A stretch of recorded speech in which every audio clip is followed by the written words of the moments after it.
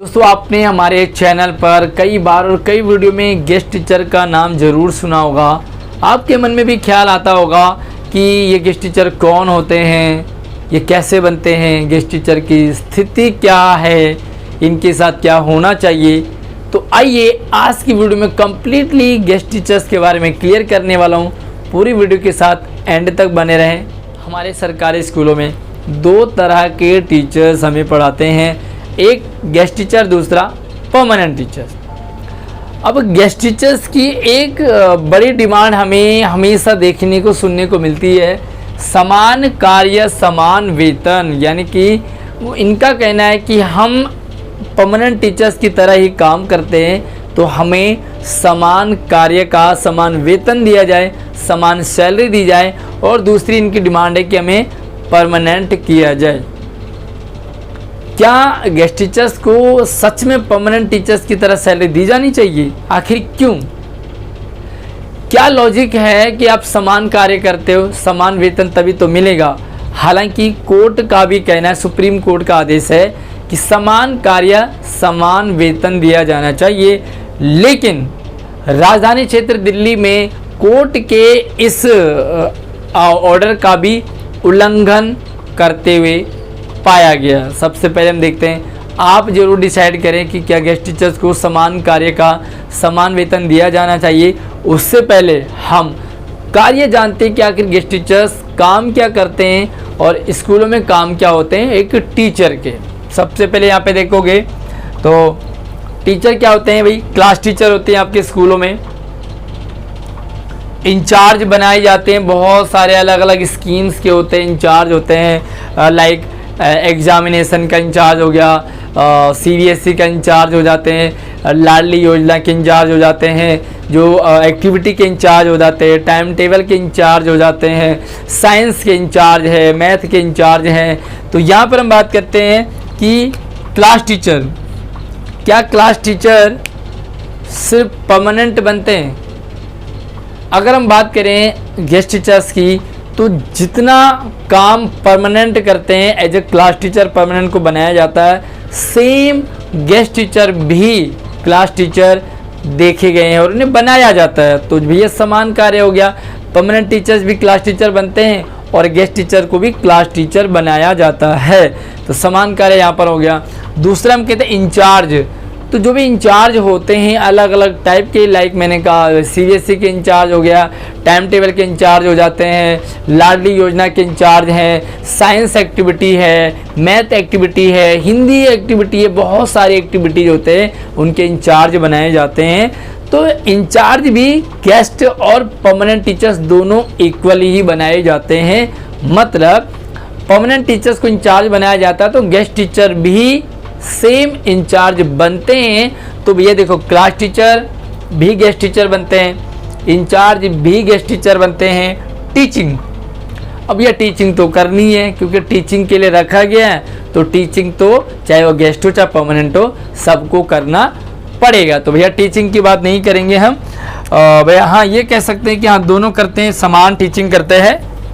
परीक्षा में ड्यूटी, जब एग्ज़ाम होते हैं चाहे वो किसी भी तरह के एग्ज़ाम हो, चाहे वो CBSE के एग्ज़ाम हो, चाहे स्कूल एग्ज़ाम हो, चाहे वो छोटे एग्ज़ाम हो, बड़े एग्ज़ाम हो, UT हो या ऐसे हो, फाइनल एग्ज़ाम हो, सब में परमानेंट की तरह गेस्ट टीचर की भी ड्यूटी लगती है। तो इक्वल ड्यूटी लगती है, परमानेंट हो या गेस्ट हो सबको बराबर ट्रीट किया जाता है। तो यहाँ पर भी दोनों बराबर काम करते हैं। अगला बात करेंगे हम प्रोग्राम कंडक्ट कराना। कोई भी प्रोग्राम हो, चाहे एनुअल फंक्शन हो, चाहे स्पोर्ट्स डे हो, चाहे पिकनिक वाले प्रोग्राम हो या चाहे जो भी कल्चर एक्टिविटी हो, सब प्रोग्राम गेस्ट टीचर्स कंडक्ट कराते हैं एज ए परमानेंट टीचर्स की तरह। तो यहाँ पर हम बात करेंगे कि क्या परमानेंट टीचर्स ही ये प्रोग्राम कंडक्ट कराते हैं? नहीं, गेस्ट टीचर भी पूरी तरह से इन्वॉल्व होते हैं और जैसे काम परमानेंट टीचर्स करते हैं सेम दैट वैसे ही गेस्ट टीचर्स का भी रोल होता है। अब हम बात करेंगे भैया अगला, और यहाँ पर है कॉपी चेकिंग। भैया एग्ज़ाम हुआ, एग्ज़ाम होने के बाद पेपर मिलते हैं टीचर्स को। ऐसा नहीं है कि परमानेंट टीचर्स ने कॉपियाँ चेक करी और गेस्ट टीचर आराम से बैठ रहे हो, ऐसा नहीं होता है।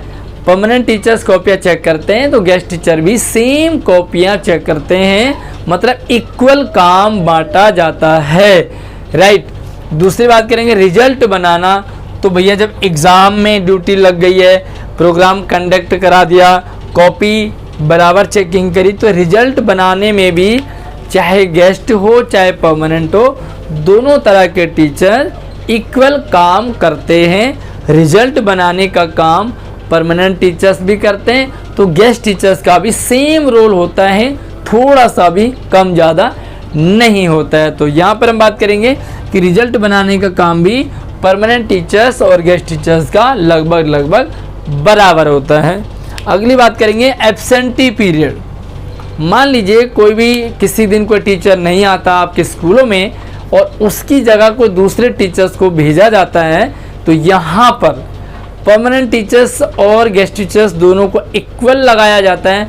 ऐसा नहीं है कि परमानेंट टीचर्स को ही क्लासेस में भेजा जाएगा, गेस्ट टीचर्स को नहीं भेजा जाएगा, ऐसा नहीं होता है। गेस्ट टीचर और परमानेंट टीचर दोनों को इक्वल ट्रीट करते हुए ये दोनों तरह के टीचर स्कूलों में एब्सेंटी पीरियड में जाते हैं और क्लासेस लेते हैं।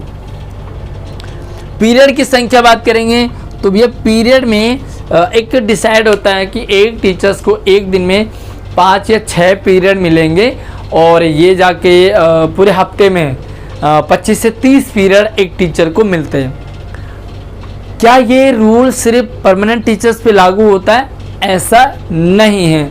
जैसे परमानेंट टीचर्स पर ये रूल लागू होता है सेम दैट आपके गेस्ट टीचर पर भी ये रूल बराबर लागू होते हैं। तो भैया पीरियड भी गेस्ट टीचर बराबर लेते हैं जैसे परमानेंट टीचर्स लेते हैं। और अगली बात करेंगे नियम और कानून। तो सारे जितने भी नियम कानून एक गेस्ट परमानेंट टीचर्स के लिए होते हैं, सारे नियम कानून गेस्ट टीचर पर भी लागू किए जाते हैं। मतलब भैया टाइम से स्कूल आना है, टाइम से ही लंच होगा, टाइम से छुट्टी होगी, बच्चों की सेफ्टी के लिए सब पर बराबर ही वजन भार होता है। कोई गेस्ट और परमानेंट काम में कम ज़्यादा नहीं देखा गया है। तो भैया जब सारे काम अगर हम यूँ कहें कि इक्वल होता है तो आखिर गेस्ट और परमानेंट की सैलरी में इतना ज़्यादा फ़र्क क्यों होता है? अगर हम बात करेंगे तो गेस्ट टीचर्स की परमानेंट टीचर्स की सैलरी में दुगना फ़र्क होता है। ये गेस्ट टीचर्स की सैलरी जितनी होती है उससे दुगना और तिगुनी सैलरी होती है परमानेंट टीचर्स की। तो यार आप मुझे कमेंट करके बताएं कि ये कहाँ का न्याय है? जब सब काम सेम होते हैं तो सैलरी अलग अलग क्यों? जबकि सुप्रीम कोर्ट का कहना है कि जहाँ पर भी समान कार्य दिखे वहाँ पर समान वेतन एम्प्लॉय को दिया जाना चाहिए, ये कहता कोर्ट। लेकिन हमारे देश भारत में ऐसा लगता है कि कोर्ट से ऊपर हो गई सरकार।